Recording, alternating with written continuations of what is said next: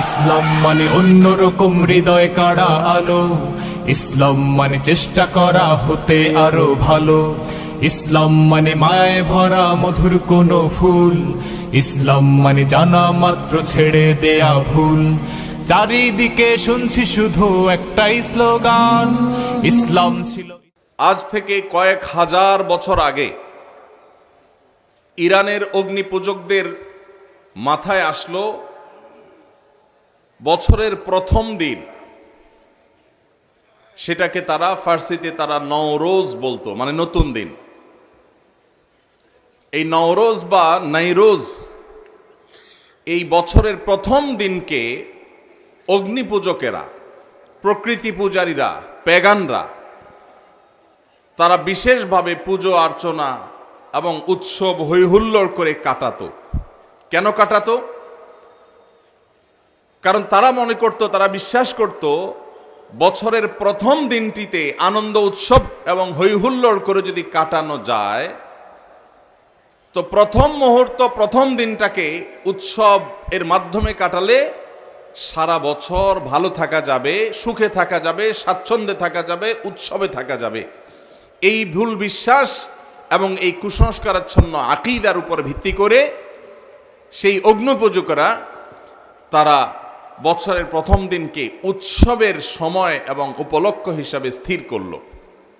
এটা ছিল আজ থেকে বহু হাজার বছর আগের ঘটনা। এটার শুরু এবং উৎপত্তি হলো ইরান থেকে। এরপর বহুকাল পর খ্রিস্টানরা এই কালচারটাকে ধারণ করল। তারা তাদের যে খ্রিস্টীয় বর্ষ, সেই খ্রিস্টীয় সন বা সালকেও তারা ওই অগ্নিপূজকদের যে সাল ছিল, সন ছিল, সেটার মতো করে এটার প্রথম দিনকে, প্রথম মুহূর্তকে তারা উদযাপন করা শুরু করলো। আজ সেই উদযাপন আমাদের মুসলমান সমাজেও এসে পড়েছে। তার নাম হলো 31st নাইট।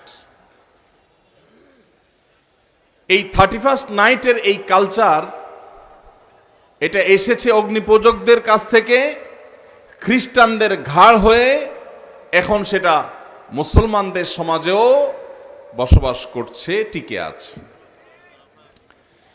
31st নাইটের যে কালচার এবং সংস্কৃতি, এই সংস্কৃতির মূল থিমটা হলো সেই অগ্নিপূজকদের থিম, অর্থাৎ বছরের প্রথম মুহূর্ত,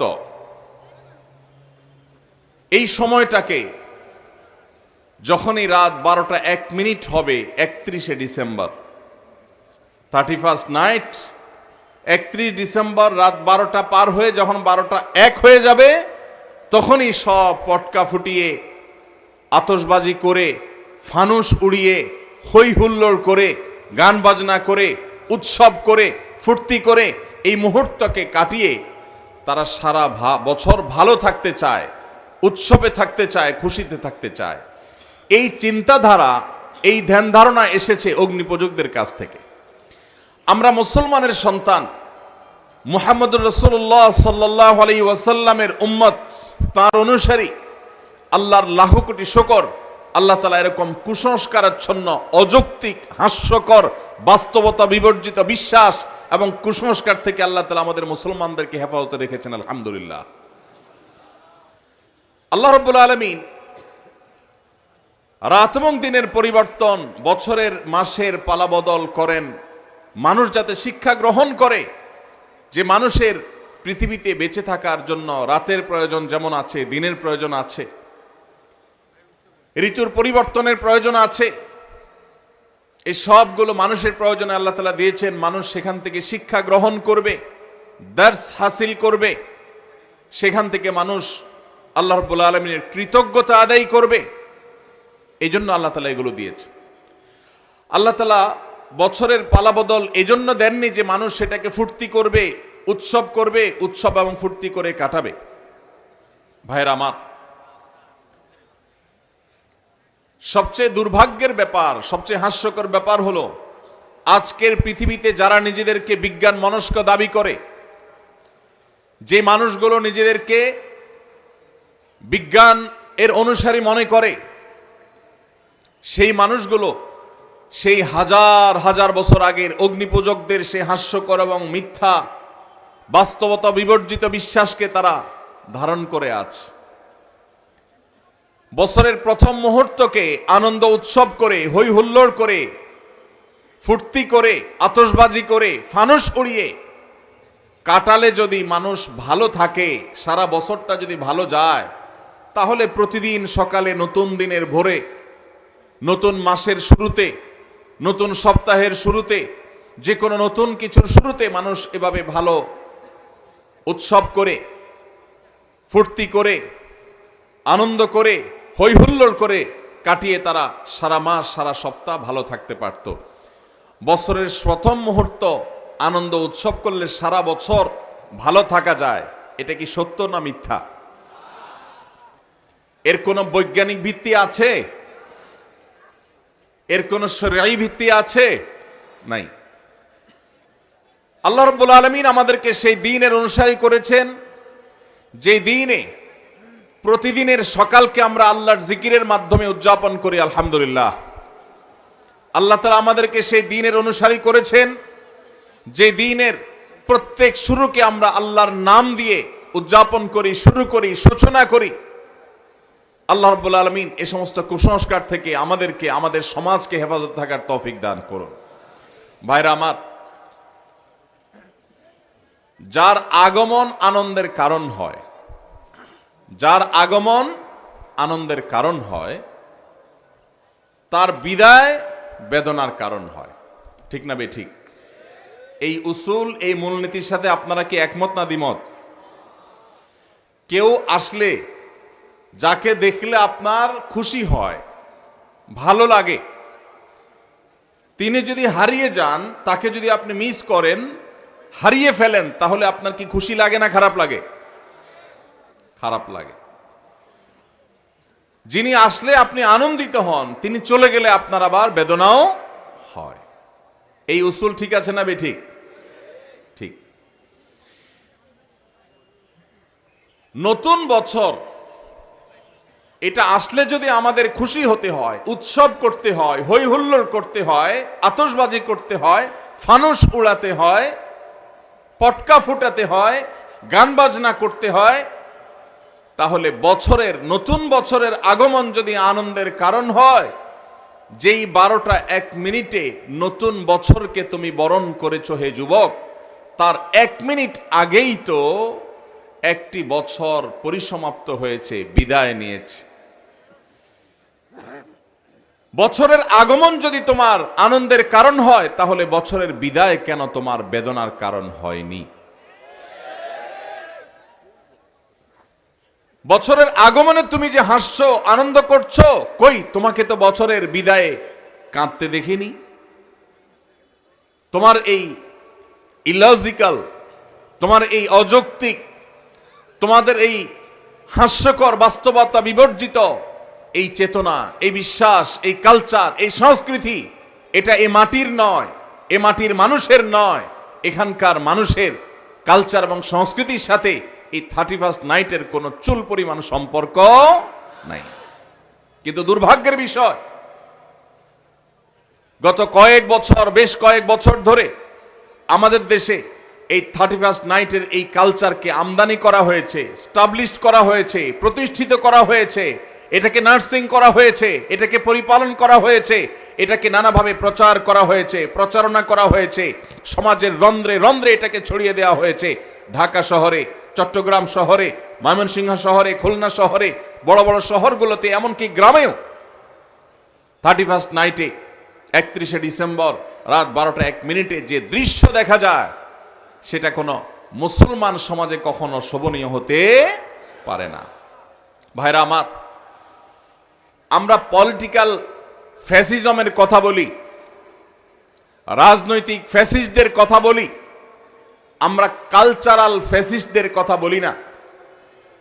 এদেশে এক শ্রেণীর পত্রপত্রিকা, এক শ্রেণীর মিডিয়া, এক শ্রেণীর তথাকথিত বুদ্ধিজীবী, তারা আমাদের দেশের মানুষের উপর ভিনদেশী কালচারকে আমদানি করে, সেটাকে প্রতিষ্ঠিত করে এত বেশি কোণঠাসা করে রেখেছে এদেশের ওলামা একরামকে, দিনদার মানুষদেরকে, যে সংখ্যায় এদেশে মুসলমানরা বেশি হলেও সংস্কৃতিতে মুসলমানরা এদেশে আজও সংখ্যালঘু হয়ে আছে।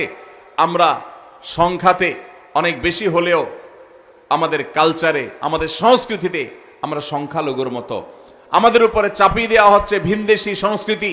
এই 31st নাইটের এই কালচারকে নানাভাবে দেখবেন পত্রপত্রিকাতে, এক শ্রেণী মিডিয়াতে এটাকে আমাদের সমাজে প্রতিষ্ঠিত করা হয়েছে এবং এখনো হচ্ছে। সময় এসেছে এই অনাচারের বিরুদ্ধে আমাদের তীব্র প্রতিবাদ গড়ে তোলার। বেশি দিন আগের কথা নয়, মাত্র 2 বছর আগে ঢাকার 2টি মর্মান্তিক ঘটনা আমাদের চোখের পানি এনে দিয়েছিল। তার একটি হলো মায়ের কোলে থাকা দুধের শিশু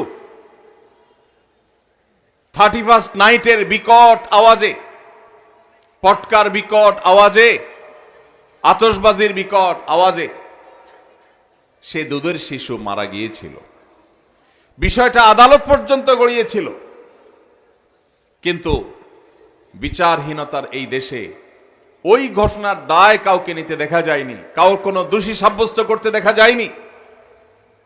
ঠিক একই সাথে আরেকটি মর্মান্তিক ঘটনা ঘটেছিল, তা হলো একজন অসহায় নারী, তিনি তার সারা জীবনের সঞ্চয়কে একত্র করে ছোট্ট একটা প্লাস্টিকের কারখানা করে নিজ বাড়িতে প্লাস্টিকের আসবাবপত্র তৈরি করে ছাদের উপর সেগুলো মেলে রেখেছিলেন। এই 31st নাইটের আতশবাজির আগুন উড়ে এসে তার ছাদের উপর থাকা সেই প্লাস্টিকের উপরে পড়ে তার সমস্ত প্লাস্টিকগুলোকে পুড়ে ছাই করে ফেলেছে।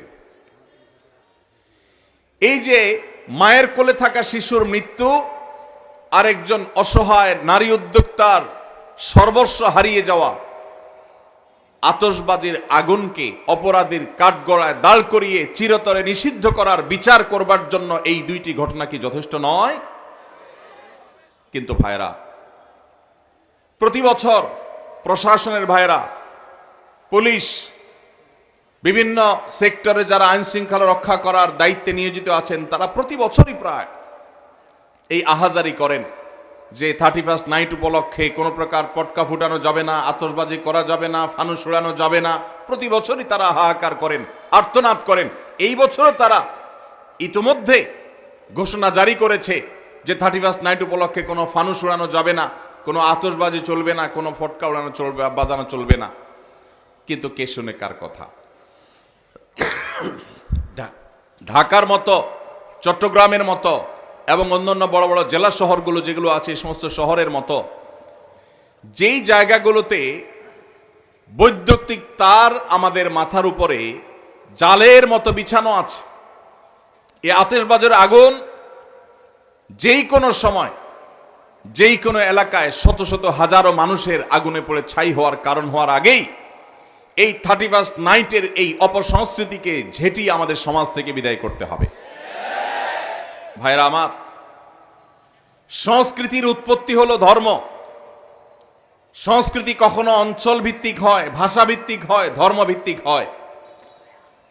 কিন্তু এই 31st নাইটের এই কালচার, এটা কোনো ধর্মের মানুষের ধর্মীয় কালচার নয়, এটা এই মাটি এবং এই দেশেরও কালচার নয়। তাহলে ভিনদেশী এই কালচারকে যারা পরম আদরে, পরম যত্ন করে এটাকে লালন পালন করেছে, আরেকটি কালচার আসছে 14ই ফেব্রুয়ারি, এই সমস্ত কালচারগুলোকে সমাজে প্রতিষ্ঠিত করা হয়েছে অত্যন্ত সূক্ষ্মভাবে, আমরা অনেকে টেরও পাই নাই। ভাইরা আমার, বিনোদনের নামে, নাটক সিনেমার নামে এই দেশে বিবাহ বহির্ভূত হারাম সম্পর্ক, যেটা এই দেশে আইনত অপরাধ, এদেশের মানুষের ধর্মীয় বিশ্বাসে যেটি অপরাধ, প্রচলিত আইনে যেটা অপরাধ, সেটাকে বৃদ্ধাঙ্গুলি দেখিয়ে প্রতিনিয়ত নাটক সিনেমাতে বিবাহ বহির্ভূত সম্পর্ককে নানাভাবে প্রমোট করা হয়েছে, এটাকে নানাভাবে প্রতিষ্ঠিত করা হয়েছে। বিষয়টা এখন কোন পর্যায়ে গেছে? সোশ্যাল মিডিয়াতে যারা বিচরণ করেন তারা জানেন। বিষয়টাকে এমন পর্যায়ে নিয়ে যাওয়া হয়েছে যে আজকের ছেলেমেয়েরা, মুসলমানের সন্তানরা বফ গফ, বয়ফ্রেন্ড গার্লফ্রেন্ড বলে পরিচয় দিতে ন্যূনতম কোনো হেজিটেশন, ন্যূনতম কোনো অস্বস্তি বা ন্যূনতম কোনো লজ্জা বা কুণ্ঠাবোধ করে না। স্বামী স্ত্রী পরিচয় দেওয়াটা মানুষের জন্য যেমন স্বাভাবিক ব্যাপার, তার চাইতেও বেশি স্বাভাবিক হয়ে গেছে এখন এই তথাকথিত বফ গফ এই পরিচয় দেওয়াটা। এই জিনিসটা এমনি এমনি হয়ে যায় না। এ সমাজের শত্রুরা যারা কিছু হলে বিদেশে পাড়ি জমাবে, সরকারের ঊর্ধ্বতন কর্তৃপক্ষের সাথে বসা এক বৈঠকে বলেছিলাম, দেখেন ভাই, কিছু হলে অনেকে চলে যাবে ভারতে, অনেকে চলে যাবে আমেরিকায়, আমরা হুজুররা এদেশের মাটি ছেড়ে কোথাও যাব না ইনশাআল্লাহ। আপনারা কেউ ভারতে যাবেন, কেউ আমেরিকায় যাবেন, কেউ ইংল্যান্ডে যাবেন, কেউ ইউরোপে যাবেন, আপনাদেরকে ওয়েলকাম গোটা পৃথিবী করবে, আমাদেরকে কেউই ওয়েলকাম করবে না। কেউ তো করবে না, এমনকি সৌদি বা মিডল ইস্টও আমাদেরকে ওয়েলকাম করবে না। আর ওয়েলকাম করুক বা না করুক, এই মাটি ছেড়ে এদেশের মুসলমানরা পৃথিবীর কোথাও যাবে না। এই মাটিকে নষ্ট করতে আপনাদেরকে দেওয়া হবে না। আপনারা এই মাটি নষ্ট করবেন, করে এরপরে বিদেশে পাড়ি জমাবেন, এদেশকে লুট করে নিয়ে চলে যাবেন, এরপরে বিদেশে গিয়ে স্বামী সন্তান নিয়ে বেঁচে থাকবেন। এটা আমরা মুসলমানরা ইনশাল্লাহ হতে দেব না। আমাদের এই সমাজকে নষ্ট করে সেখানে যুবকদেরকে চরিত্রহীন করে তাদের কাছে জেনা বেবিচারকে ডালভাত করে দেওয়ার জন্য এদেশের যে সমস্ত নাটক সিনেমাগুলোর দায় আছে, বিবাহ বহির্ভূত সম্পর্কের কারণে যত বাবা মার অবাধ্যতার ঘটনা ঘটেছে, যত অসামাজিক কার্যকলাপ হয়েছে, যত ভ্রূণ হত্যা হয়েছে, যত গর্ভপাত, অবৈধ গর্ভপাতের ঘটনা ঘটেছে, যত আত্মহত্যার ঘটনা ঘটেছে, যত শিক্ষার্থীর শিক্ষা জীবন ধ্বংস হয়েছে, ক্যারিয়ার ধ্বংস হয়েছে, তার সবগুলোর জন্য এই দেশে এই বিবাহ বহির্ভূত সম্পর্ককে নাটক সিনেমার নামে, নোবেল উপন্যাসের নামে যারা প্রতিষ্ঠিত করেছে, তারা এই সমস্ত অপরাধগুলোর জন্য দায়ী এবং তাদের বিচার হওয়া উচিত।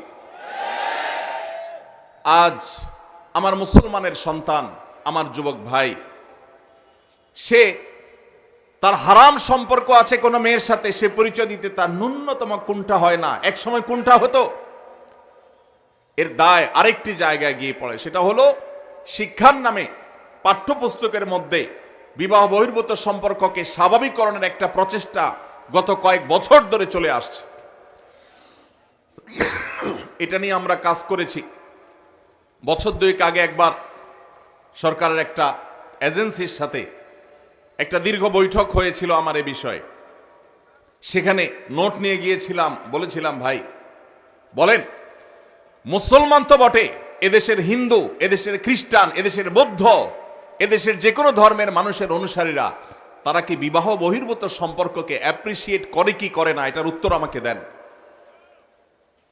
এদেশের সকল ধর্মের মানুষ বৈবাহিক উপায়ে তারা সংসার করতে, পারিবারিক ব্যবস্থাপনা গড়ে তুলতে তারা অভ্যস্ত। এই কালচারটাই হলো এই মাটির কালচার। এই মাটিতে বিদেশিদের বস্তাপচা সস্তা কালচার আমদানি করে আমার তরুণদের চরিত্রকে নষ্ট করবার অধিকার আপনাদেরকে কে দিয়েছে?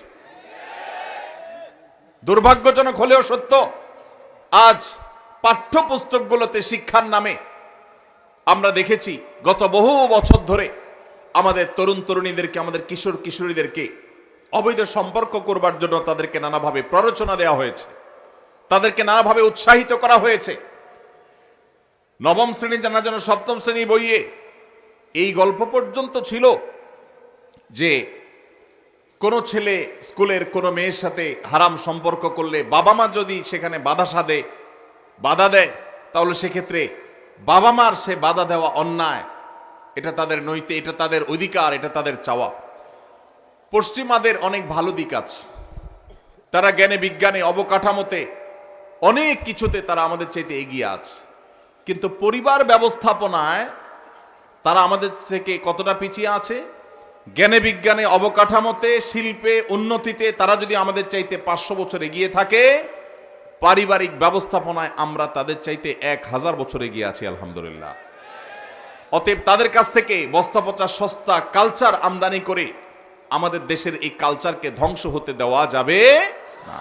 এই জন্য 31st নাইটের এই কালচার বিবাহ বহির্ভূত তথাকথিত প্রেম ভালোবাসা বা অবৈধ সম্পর্কের এই কালচার, এগুলোর বিরুদ্ধে যদি আমরা এখনই রুখে না দাঁড়াই, তাহলে ওই যে বয়ফ্রেন্ড গার্লফ্রেন্ড কালচারটা যেরকম স্বাভাবিক হয়ে যাচ্ছে, এটা যেরকম কোনো দোষের থাকছে না, এ ব্যাপারে যেরকম তরুণ তরুণীদের লাজ লজ্জা কুণ্ঠা সবকিছু উঠে যাচ্ছে, অস্বস্তি দূর হয়ে যাচ্ছে, স্বাভাবিক হয়ে যাচ্ছে, রাস্তাঘাটে জেনাবে বিচার হলে সেটাও এক সময় স্বাভাবিক হয়ে যাবে, যদি এখন থেকে আমরা আমাদের উপর আরোপিত এই কালচারাল অ্যাটাক, সাংস্কৃতিক যুদ্ধের মোকাবেলা আমরা না করতে পারি।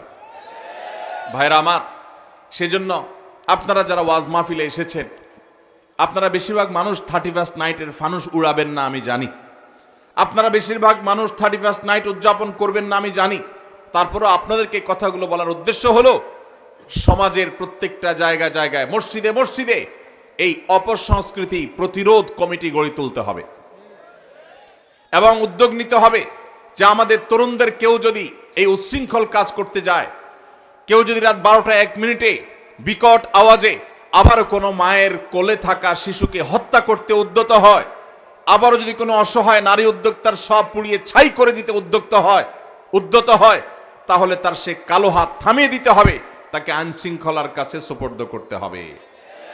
ভাইরা আমার, এখানে আমার অনেক স্কুল কলেজের অনেক বন্ধুরা আছেন, অনেক তরুণরা আছেন, আপনাদের প্রতি আমার একান্ত অনুরোধ, আপনি একজন মুসলমান, আপনি একজন বাংলাদেশী, বাংলাদেশের মানুষের এ মাটির কিছু সংস্কৃতি আছে,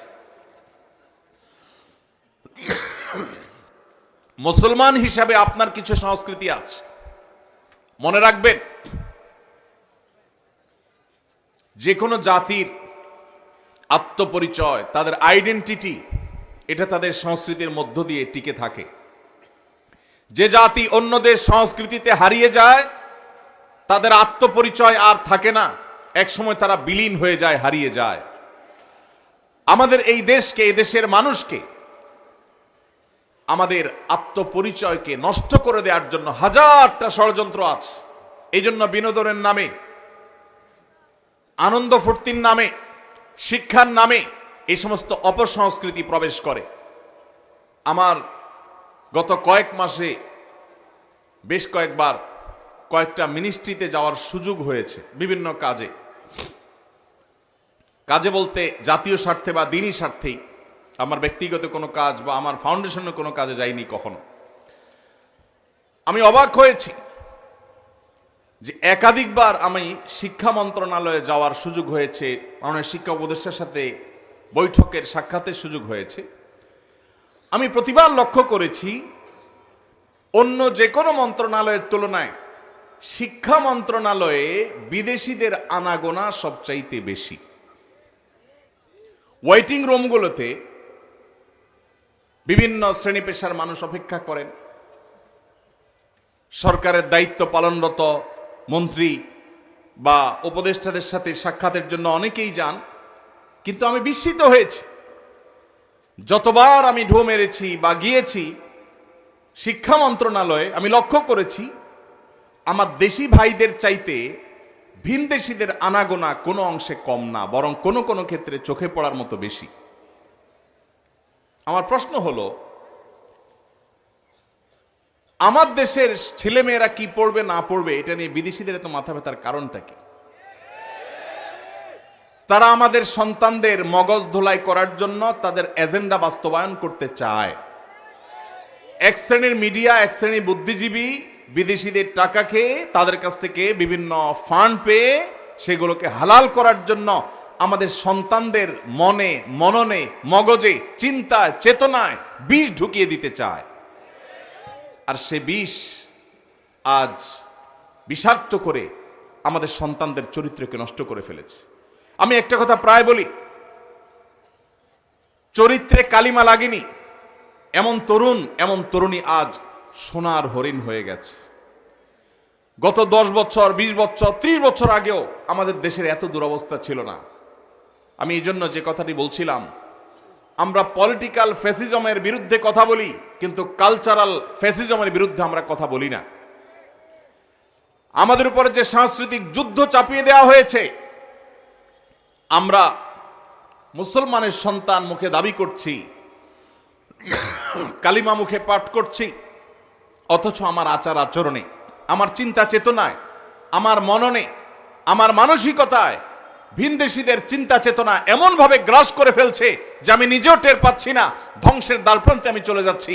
সেজন্য আমার কলেজ ইউনিভার্সিটির যে সমস্ত বন্ধুরা আজকের এই মাহফিলে আছেন, যারা আমাকে শুনছেন, আপনাদের কাছে আমি বিনীতভাবে অনুরোধ করছি, আমাকে জবাব দিতে হবে না, নিজের বিবেককে প্রশ্ন করুন। আপনি যখন 31st নাইটে আকাশে টাকা উড়াচ্ছেন বরং পোড়াচ্ছেন, ঠিক তখন যেই বিল্ডিং এর ছাদ থেকে আপনি ফানুস উড়াচ্ছেন, টাকা পোড়াচ্ছেন, ওই মুহূর্তে আপনি নিচে তাকালে দেখবেন হয়তোবা রাস্তার ধারে শুয়ে আছে কোনো বনি আদম। রাস্তার ধারে শুয়ে থাকা কোনো মায়ের কোলে থাকা শিশু হয়তো মাকে বলছে, মা আকাশে কিসের আলো, কিসের আগুন। কনকনে শীতে কাঁপছে দেশের প্রত্যন্ত অঞ্চলে এখনো অনেক অভাবী, অনেক অসহায় মানুষ। এইরকম একটা পরিস্থিতিতে জাস্ট আপনি ফুর্তি করার জন্য অগ্নিপূজকদের কালচারকে আমদানি করে আপনি আকাশে টাকা পোড়াচ্ছেন। নিজের বিবেককে জিজ্ঞাসা করুন, আপনার এই কাজের সপক্ষে আপনার বিবেক আপনাকে সায় দেয় কিনা। ভাইরা আমার, একজন ইমানদার তার জীবনের একটি বছর যখন পার হয়ে যায়, নতুন একটি বছর যখন আসে, এটা তার জন্য আনন্দের কারণ হয় না। সব নতুনের আগমন মানুষের আনন্দের কারণ হয় না, বরং মানুষের বিবেকে করাঘাত করে কোন নতুনের আগমন। একজন ফাঁসির দণ্ডপ্রাপ্ত আসামির কাছে নতুন দিন, নতুন রাত, নতুন সপ্তাহ, নতুন মাস, নতুন বছর এটা আনন্দের কারণ হয় না। কারণ যত সময় সামনের দিকে অগ্রসর হয়, লোকটা তত ফাঁসির কাষ্ঠের দিকে এগিয়ে যায়। আমরা যখন আল্লাহ রাব্বুল আলামিন আমাদেরকে যখন প্রাণ দিয়ে সৃষ্টি করেছেন, কুল্লু নাফসিন যায়কাতুল মাউত, একদিন আমাদের মৃত্যু স্বাদ আস্বাদন করতেই হবে। একটি বছর চলে আসা মানে হলো আমার বাজেট থেকে, আমার হায়াত থেকে একটি বছর খসে পড়া, কবর দিকে এগিয়ে যাওয়া। একজন মুসলমান, একজন বিবেকবান মানুষ এই জন্য নতুন বছরের দোরগোড়ায় দাঁড়িয়ে ফুর্তি করতে পারে না। এটা বাস্তবতা বিবর্জিত, হাস্যকর, অযৌক্তিক একটি কালচার যেটি অগ্নিপূজকেরা করত। আজ বিজ্ঞান মনস্ক হওয়ার দাবি করে যারা এই কাজগুলো করছে, তারা নিজেরা ধ্বংস হচ্ছে, আমাদের সমাজকেও ধ্বংসের দ্বার প্রান্তে নিয়ে যাচ্ছে। বিধায় এই 31st নাইটের এই কালচার, এই অপসংস্কৃতি, এটিকে আমাদের দেশ থেকে ঝেঁটিয়ে বিদায় করতে হবে ইনশাআল্লাহ। ভাইরা আমার, প্রতি বছর আমাদের দেশে শহরের যে সমস্ত 5 স্টার হোটেলগুলো আছে, বিভিন্ন ক্লাব, সমিতি এবং বারগুলো আছে, আপনি পত্রপত্রিকা খুললে, গুগল করলে, অনলাইন সার্চ করলে দেখতে পাবেন কোটি কোটি টাকা, মিলিয়ন মিলিয়ন ডলার এই সমস্ত হোটেলগুলোতে খরচ করা হয়, ফুর্তি করা হয় শুধুমাত্র 31st নাইট উদযাপন করতে গিয়ে। সংস্কৃতি যেখানে, তার উৎপত্তি যেখানে, ধর্ম, অঞ্চল বা ভাষা, এই 31st নাইটের সাথে এ অঞ্চলের, এদেশের মানুষের ভাষার বা ধর্মের কোনো সম্পর্ক যেহেতু নাই, অতএব এই কালচার কি আমাদের কালচার? এই সংস্কৃতি কি আমাদের কালচার, সংস্কৃতি? তাহলে যে সংস্কৃতি আমাদের সংস্কৃতি নয়, যে সংস্কৃতি মায়ের কোলের শিশুকে হত্যা করে, যে সংস্কৃতি পরিবেশকে দূষিত করে, যে সংস্কৃতি পরিবেশকে ধ্বংস করে, যে পরিবেশ মানুষকে সর্বস্ব করে, যে পরিবেশ অগ্নিকাণ্ডের ঘটনা ঘটাতে পারে, যে পরিবেশ উন্মাদনা সৃষ্টি করে, সেই পরিবেশ বা সেই সংস্কৃতি সেটা কখনো আমাদের দেশে থাকতে পারে না। আমরা সরকারের কাছে উদাত্ত আহ্বান রাখতে চাই, 31st নাইট উপলক্ষে শুধুমাত্র পটকা ফুটানো আর ফানুস উড়ানো বন্ধ করা নয়, বরং 31st নাইটের এই সংস্কৃতিটাকে নিষিদ্ধ করা হব। ভাইরা আমার, আমরা আমাদের তরুণদেরকে মহল্লা মহল্লায় তাদেরকে কাউন্সিলিং করব, বুঝাবো। 31শে ডিসেম্বর দিনের বেলায় মহল্লা মহল্লায় আপনাদের প্রতি আমার আহ্বান, যে যুবকদেরকে বোঝানো শুরু করেন যে যুবক, কোনো অবস্থাতে এই টাকার অপচয় করা তোমার ইসলামের সাথে যায় না, ইমানের সাথে যায় না। এই ভিনদেশী সংস্কৃতিকে তুমি কখনো আলিঙ্গন করতে পারো না। আমরা যদি সবাই সচেতন হই, সবাই যদি সচেতনতার এই কাজে লেগে যাই, সবাই যদি সবাইকে সতর্ক করি, সবাই যদি দাওয়াতের কাজ করি, ইনশাআল্লাহ আমাদের তরুণরা এই বিপদগামিতা থেকে ফিরে আসবে। এবং যে সমস্ত মিডিয়া, যে সমস্ত তথাকথিত বুদ্ধিজীবীরা আমাদের দেশে এই সমস্ত অপসংস্কৃতি চাপিয়ে দিতে চায়, তাদের বিরুদ্ধে আমাদের কথা বলতে হবে, মুখ খুলতে হবে। আল্লাহ তাআলা আমাদের সবাইকে সেই তৌফিক দান করুন। সবাই এই জন্য দাওয়াতি কাজ করতে প্রস্তুত আছেন তো ইনশাআল্লাহ? আল্লাহ তাআলা আমাদের সবাইকে এই অপসংস্কৃতিকে দূর করার জন্য কার্যকর ভূমিকা পালন করার তৌফিক দান করুন। ভাইরা আমার, রাত অনেক হয়েছে এবং সকাল থেকে আপনারা অনেক দীর্ঘ আলোচনা শুনেছেন। আমার মনে হয় যে কথা দীর্ঘায়িত না করাই উচিত। আল্লাহ রাব্বুল আলামিন সকাল থেকে এই পর্যন্ত ওলামায়ে কেরামের মুখ থেকে, জবান থেকে, পবিত্র জবান থেকে যে সমস্ত কথা আমরা শুনেছি, আল্লাহ তাআলা আমাদের সবাইকে আমল করার তৌফিক দান করুন। জাযাকুমুল্লাহু খায়রা।